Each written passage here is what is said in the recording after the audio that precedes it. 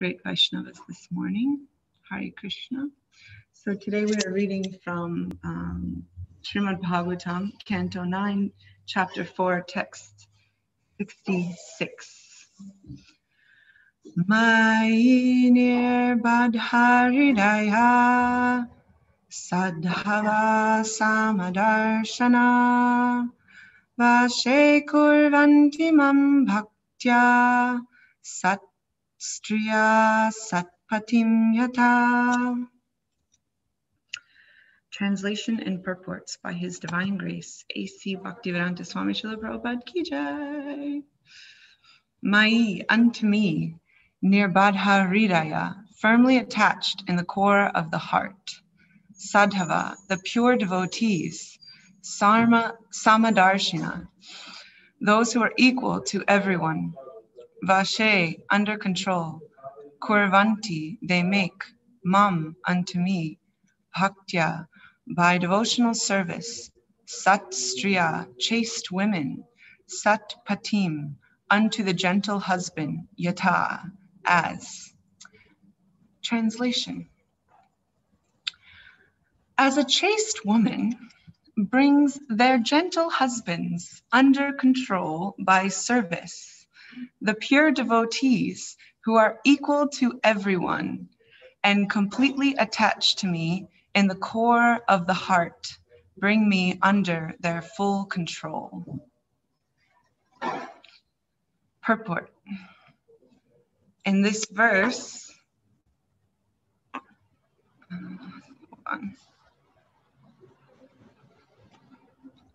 the word samadarshana is significant. The pure devotee is actually equal toward everyone, as confirmed in Bhagavad Gita 18:54. Brahma bhuta prasanatma na shochachi na kankshati sama sarveshu bhuteshu. Universal brotherhood is possible when one is a pure devotee. Pandita samadarshana. A pure devotee is actually learned because he knows his constitutional position. He knows the position of the Supreme Personality of Godhead, and he knows the relationship between the living entity and the Supreme Lord. Thus, he has full spiritual knowledge and is automatically liberated, Brahma Bhuta. He can therefore see everyone on the spiritual platform. He can comprehend the happiness and distress of all living entities. He understands that what is happiness to him is also happiness to others, and what is distress to him is distressing for others. Therefore, he is sympathetic to everyone. As Prahlad Maharaj said, Shochetato vimukha chetasa indriyartha maya sukhaya param udvahato vimudhan. Srimad Bhagavatam 7:9-43. People suffer from material distress because they are not attached to the Supreme Personality of Godhead. A pure devotee's chief concern, therefore, is to raise the ignorant mass of people to the sense of Krishna consciousness.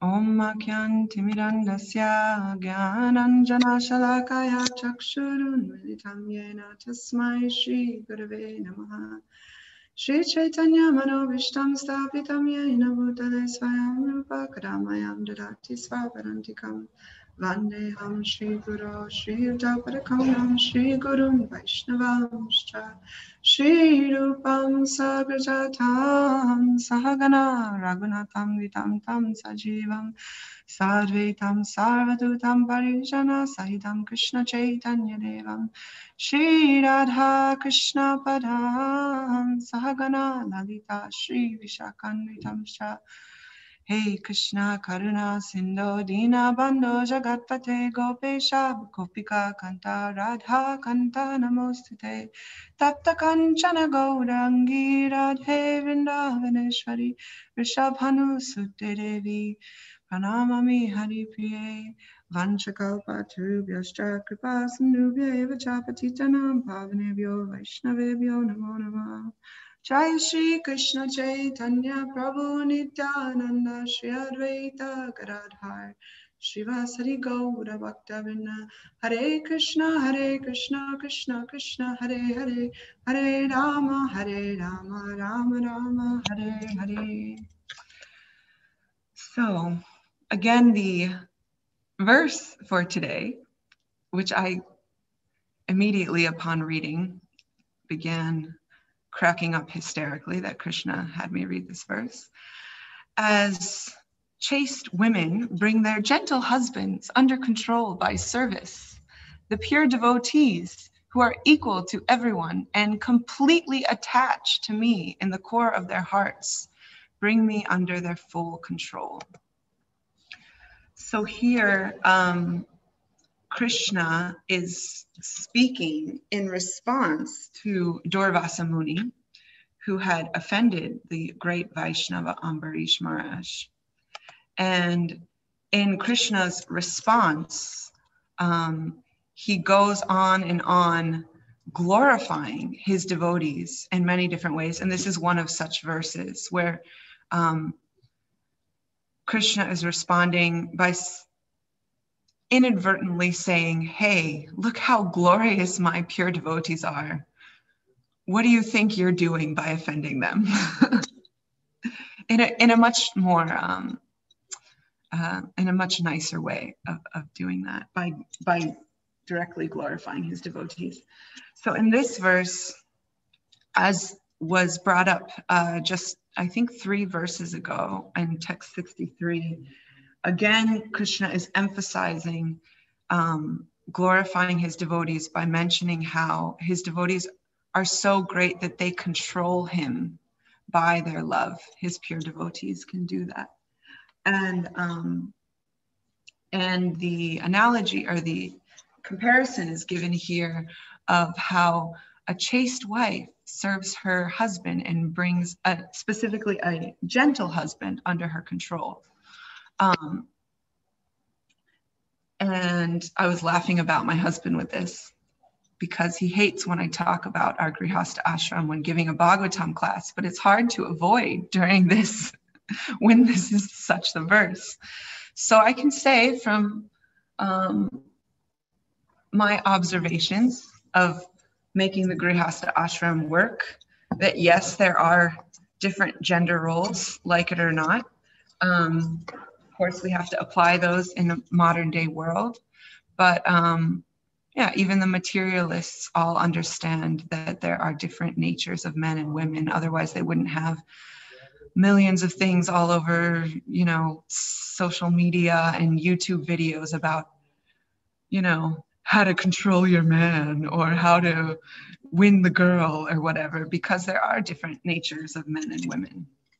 Generally speaking, of course, there's all kinds of mix-ups in Kali Yuga and different natures and things like that that happen, and that's very normal for Kali Yuga. So we also have to accept that and accept all living entities, because again, this verse and the purport, Prabhupada is focusing on how the pure devotee sees all living entities equally. But we'll get to that in a second. First, I will comment on the aspect of how the chaste wife brings their gentle husbands under control and how that's related to how the pure devotee controls Krishna. Otherwise, this understanding of how the supreme controller can be controlled is very difficult to understand, but that's why it's so nice that there's all these analogies that help us to begin to understand these things. So I can say that when I am serving my husband nicely and putting a lot of effort into, you know, taking care of him and feeding him nicely and cooking nicely and saying nice things to him and being there to be very supportive to him, that anytime I say, Prabhu, can we do this? Or can I have this? Or can we? Then very naturally, he'll be like, yes, dear, anything you want. And in the times when I'm just like too busy with my own life and my own selfish pursuits, or even with my own devotional service, to pay much attention to him. And I'm just like, Prabhu, can we do this? He'll be like, he'll grumble a little bit, you know?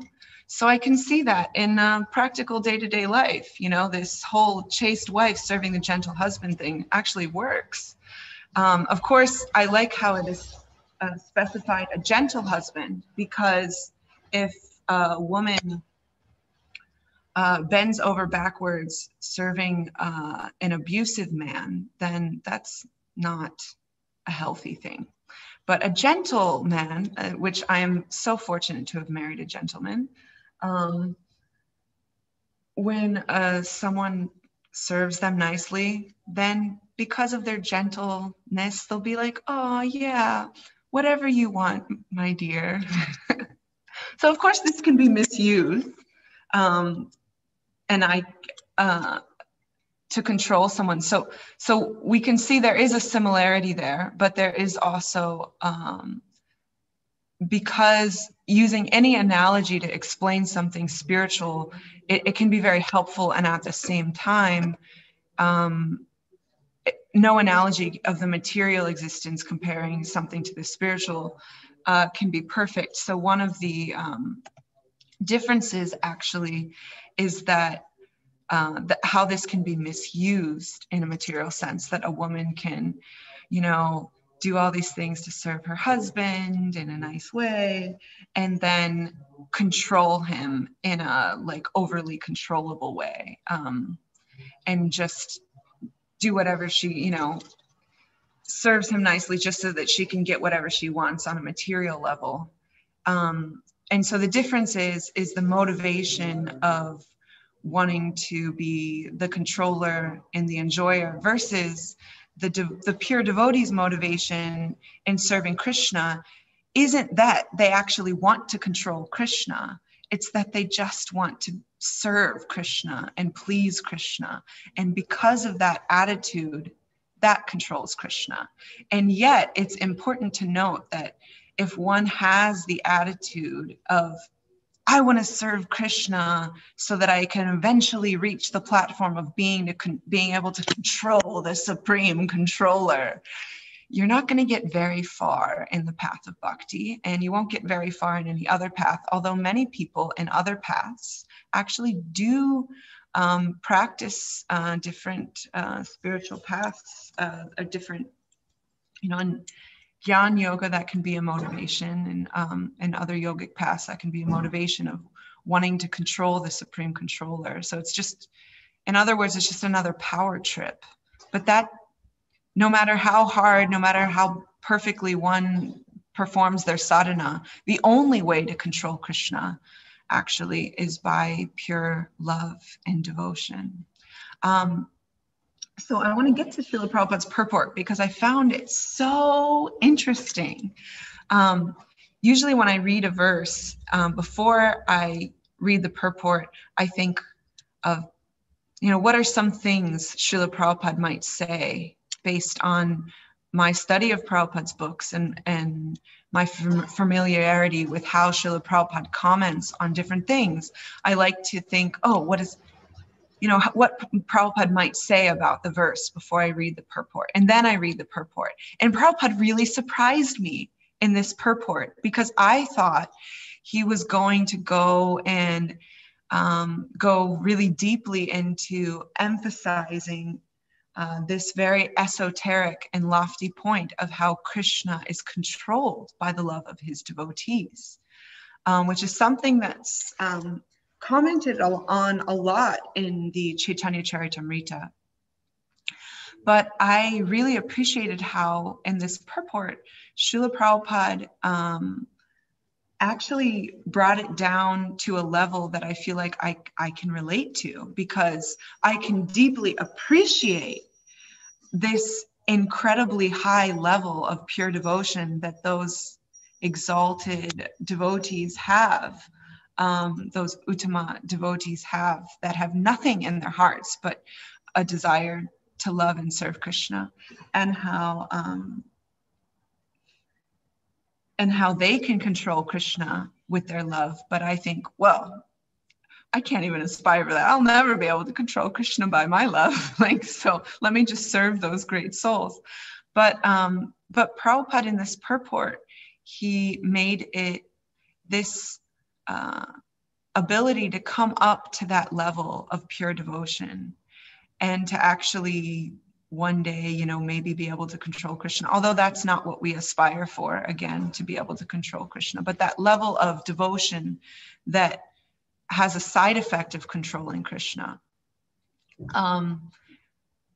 He made that very approachable and practical in this verse, or in this purport, by bringing up how this Samadarshana, which was mentioned in the verse, and really emphasizing and honing in on that specific phrase of how the pure devotee sees every living entity with equal vision. And I like how he mentioned this line. He says that universal brotherhood is possible when one is a pure devotee. Because we try in this world so much, you know, there's a lot of people out there in the mode of goodness that are really striving for this universal brotherhood and sisterhood, you know, of seeing every living entity equally and having respect for every living entity. And a lot of people will talk about that and appreciate that as an ideal. But then when push comes to shove and the three modes of material nature hit them, you know, then it's not always easy to act on. So I like how Prabhupada says that this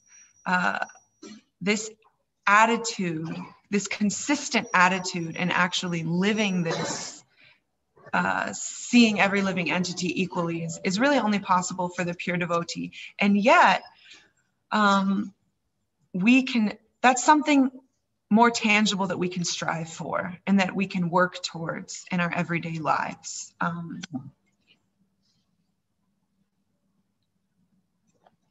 Excuse me. And Prabhupada quotes in this purport a couple of really nice verses from the Bhagavad Gita. He quotes, how does it start? Vidyavanaya sampane brahmane gavihastini suni cheva svapakeja pandita samadarshina. So especially this part of samadarshina, of seeing with equal vision. And so this verse explains how an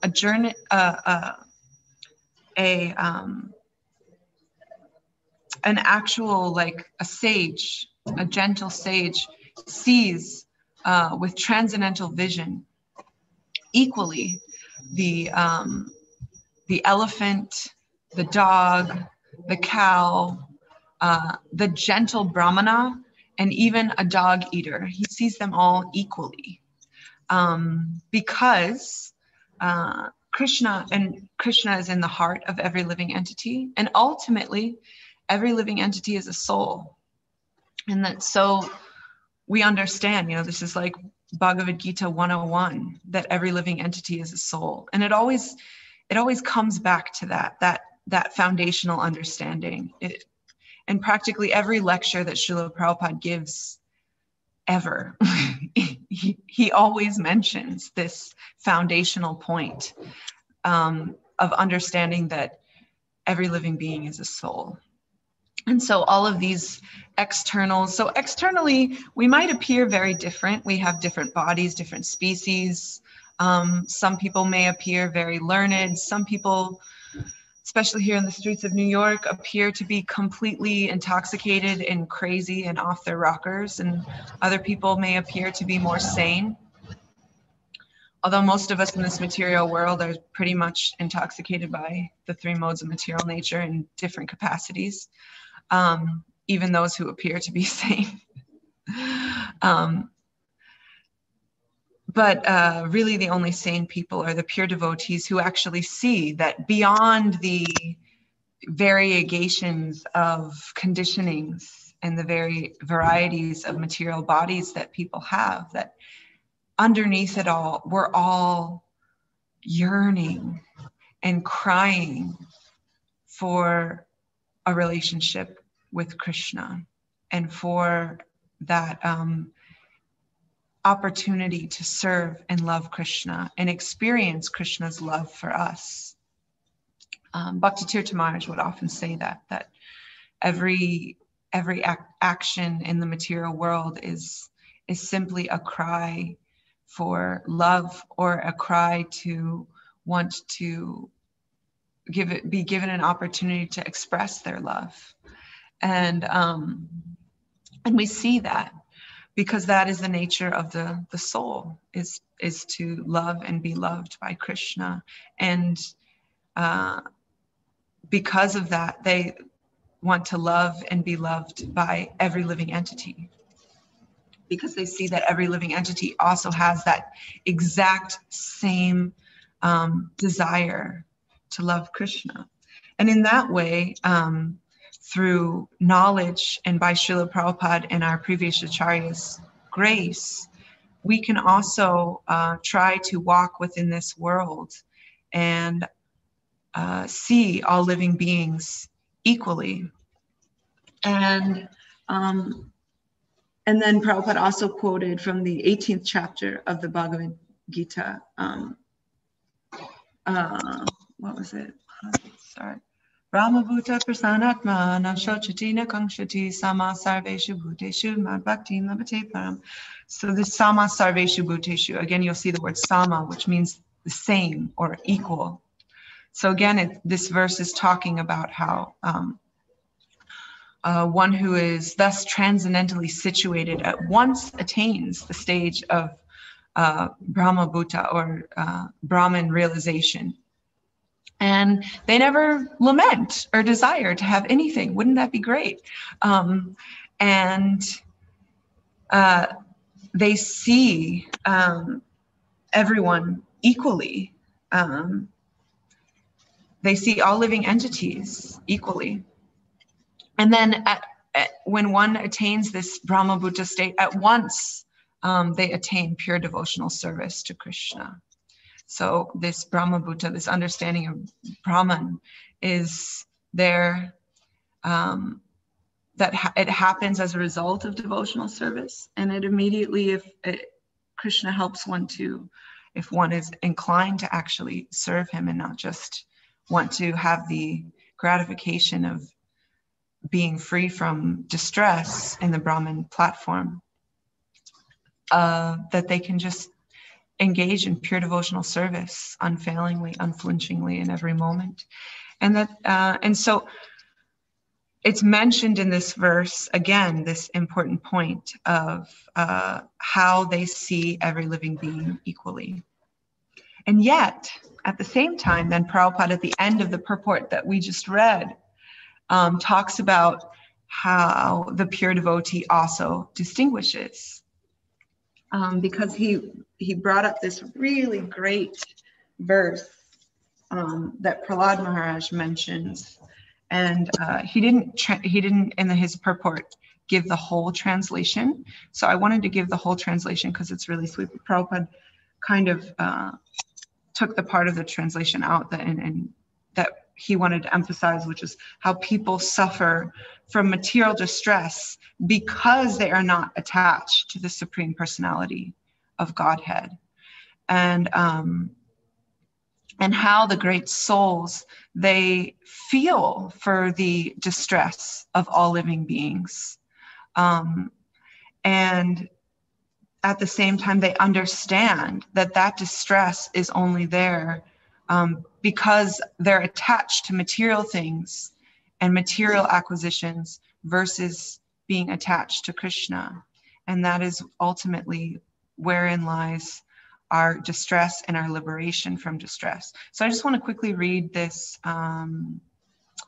this text where Prahlad Maharaj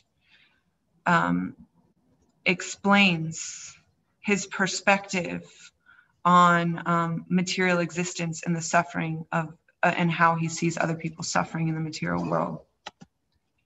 So he says, "O best of the great personalities, I am not at all afraid of material existence. For wherever I stay, I am fully absorbed in thoughts of your glories and activities. My concern is only for the fools and rascals who are making elaborate plans for material happiness and maintaining their families, societies, and countries. I am simply concerned with love for them." So here we can see a little bit into the mind and the heart of such an exalted soul, of such a topmost devotee, and how he says that he has no distress, he has no desire in the material world. He himself doesn't mind actually staying in the material existence as long as he can always remember Krishna. This is the mood of the devotee.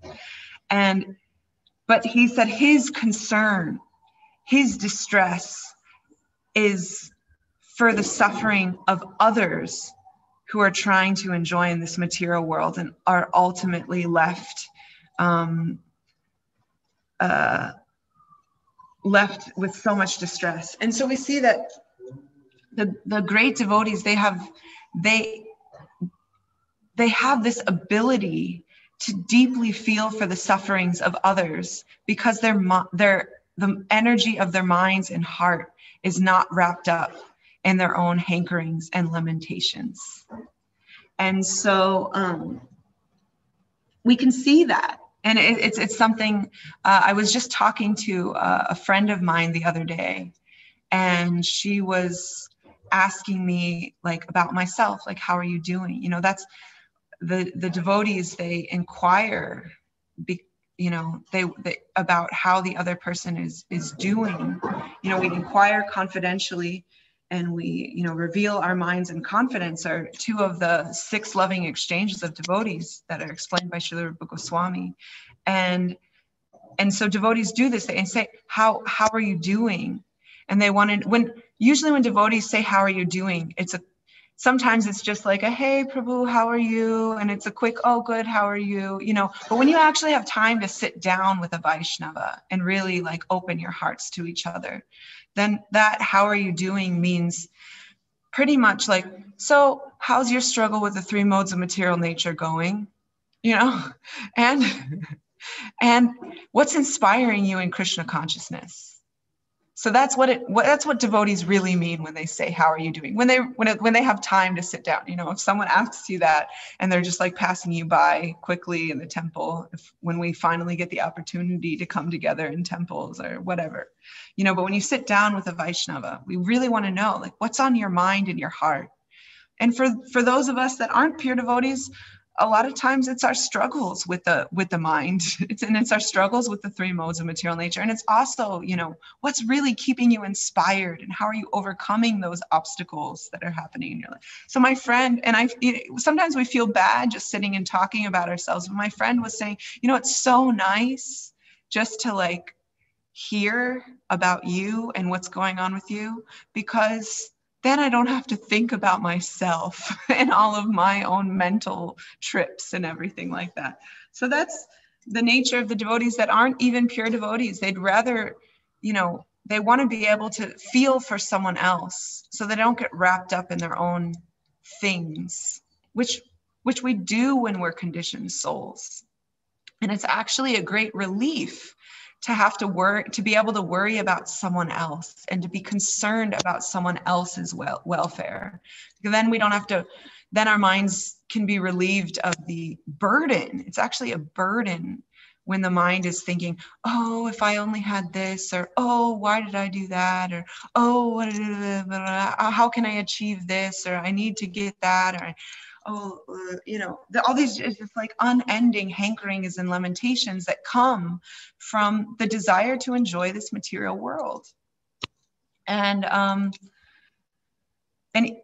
the desire to fulfill our false egos. It's just such a burden. And so great devotees like Prahlad Maharaj, They understand, and Srila Prabhupada, you know, they understand, they feel deeply for the sufferings of others. And at the same time, they understand that the only way that that material distress can be relieved is, instead of attaching ourselves to this material world, we attach ourselves to Krishna's lotus feet, and we attach ourselves to the Vaishnavas, and we attach ourselves to our to the process of hearing and chanting. And that's really, you know, it sounds fanatical, but it's just the truth, that that's really the only way that we can be relieved. Otherwise, we're just left with our hankerings and lamentations. So really, just by attaching ourselves to the processes of hearing and chanting, you can feel an immediate relief. When you're being mental about something and you pick up the Shastra and really try to absorb yourself in hearing, or you listen to a lecture and really try to absorb your keyword, like absorptive, you know, try to absorb yourself in that hearing. And when you pick up your japa beads and you really try to absorb yourself in chanting, then you actually, everyone on this call, I'm sure, has a deep realization, probably much deeper than me, about the incredible effects of absorptive hearing and chanting, and how immediately it can relieve the heart. Of course, you know, because we have conditioned minds, when our minds run back to our hankerings and lamentations again, we feel that lack of relief. But the more we take shelter of the processes of hearing and chanting, that relief is there. And the more we take shelter of the processes of hearing and chanting, the more we free ourselves from that, from the burdens of being self-absorbed, that we can actually really worry about others, and worry about the welfare of others, and worry about how much everyone is suffering in this material world, and how we should go out and try to help them. And of course, Prabhupada mentions that the best way to help someone is by sharing Krishna consciousness with them. Otherwise, we may be able to help someone on some material level, but that material help is temporary. And so a devotee wants to help someone not just in a temporary way, but in a way that's going to be beneficial to them eternally, by sharing Krishna consciousness with them. So anyways, I feel like I've gone on and on. There's so many other points that could be brought up in relation to this wonderful purport, and how Krishna is controlled by the love of his devotees, and how even those of us who are not on the level of pure devotees, when we really try to feel compassion for the suffering of others, that we can come to this level eventually of pure devotion that might control Krishna, although again, that is not our endeavor, is to control Krishna. And one other thing I wanted to mention was that recently I heard my spiritual master say in a lecture, someone was asking him again, like, how can you, I can't remember exactly the question, but it was something along the lines of, like, you know, how can you help others? And he mentioned, he said it starts by actually feeling for their suffering. And I thought that was interesting that he mentioned that it starts with feelings, you know, because sometimes we're afraid to talk about feelings. And one time I actually asked my spiritual master, what is the difference between spiritual emotions and material emotions? And he said that spiritual emotions starts with feeling for the suffering of others. It doesn't start with like this overwhelming, like, oh, wow, Krishna, I just, I want to be a gopi or whatever, that's not, you can't jump to that, that's, it's not real spiritual feeling, that can actually be mixed with a desire for sense gratification. But he was saying real spiritual feeling starts when you really feel for the sufferings of others. And that surprised me because I was thinking it would be something directly related to, feeling for Krishna. But he said, no, it starts with feeling for the suffering of others. And I remember my first question ever to my spiritual master was along similar lines of, how do we show compassion to others when sometimes in our attempts to show compassion, it actually, if we do something that is going to help someone, but it actually brings them down. Because at the time I was a very, very new devotee. I didn't understand, what it means to actually show compassion, which doesn't just mean giving the person what they want, because that's not always what real compassion is. So he answered the question by explaining that, that if a mother has a child that has, I think it was jaundice, I can't remember, some disease, typhoid, thank you. If a mother has a child that has typhoid and the child is crying for food and the mother gives them food out of this feeling of compassion, like, oh, my child is crying for food. But if you give a child that has typhoid food, it could kill them. So that's not, he was explaining that's not real compassion, isn't giving someone something that's actually ultimately going to harm them. So he was saying, and his first instruction to me, which I remember every day, was that if you want to understand what it means to actually feel compassion for others, then you have to chant the holy names so sincerely and study the scripture so seriously, and then you will understand what real compassion is. And so I took that. He said it in such a way, it was like arrows into my heart that I was like, wow. And so by the mercy of the Guru and the previous acharyas, we are here studying the Shastra so seriously, or at least maybe not so seriously, but with aspiring deeper seriousness, that we get the opportunity to hear about these great devotees like Prahlad Maharaj, like Ambarish Maharaj, and Srila Prabhupada in his purports. We really get to feel their sense of intense compassion for the sufferings of others. And we can see that they actually control Krishna by their love. Because how is it that, feeling for the sufferings of others controls Krishna? It's because nothing is more dear to Krishna than his devotees. And every living entity is a devotee of Krishna. So when one takes up that task of reconnecting the lost souls in their eternal position of being pure devotees of Krishna, then that is the most pleasing thing. Krishna says in the Bhagavad Gita that's the most pleasing thing to him.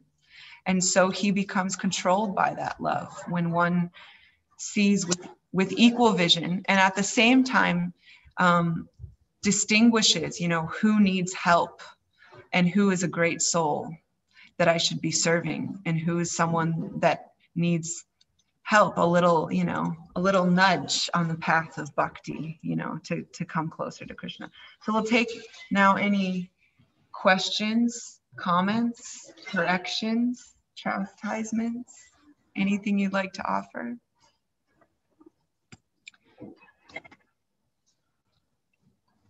I am going to end at 8 o'clock because I'm actually in the Bhakti Center, and when the curtain opens, you'll all want to see Radha Muralidhar. So, any addition? No?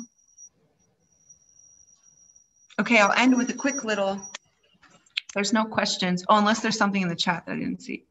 No.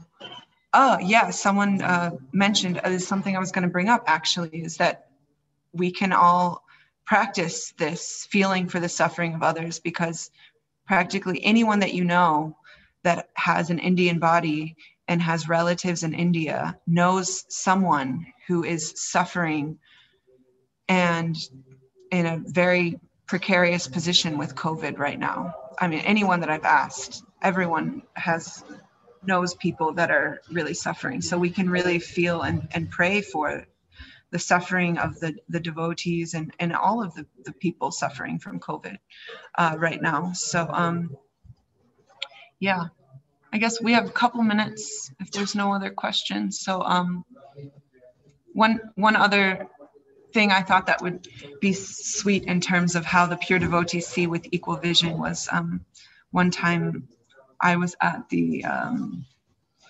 in Mumbai for their flower festival at the Chapati temple, and I remember Ratnath Swami Maharaj brought up in his class, he was really emphasizing how you could tell he took great pleasure in the fact that in the audience, everyone was plucking flowers, getting the petals ready for the flower festival.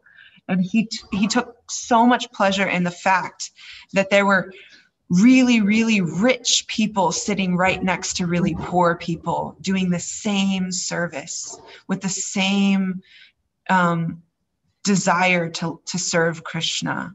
And he was saying how people of really high caste and really low caste were sitting together as a community, not thinking, oh, my flower petal is going to be offered to Krishna, but they were just thinking how all of the flower petals were going to be offered to Krishna, and this is just another example of how the great devotees want to see past these externals that we put too much emphasis on.